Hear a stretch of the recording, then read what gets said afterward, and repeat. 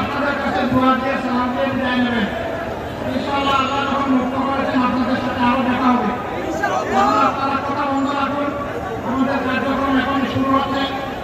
আপনাদের এটা অত্যন্ত ব্যস্ততম একটা যোগাযোগ সংযোগ জায়গা, এখানে আমরা জনগণকে কষ্ট দিতে চাই না, এই জন্য খুব সরকারকে শেষ করতে চাই।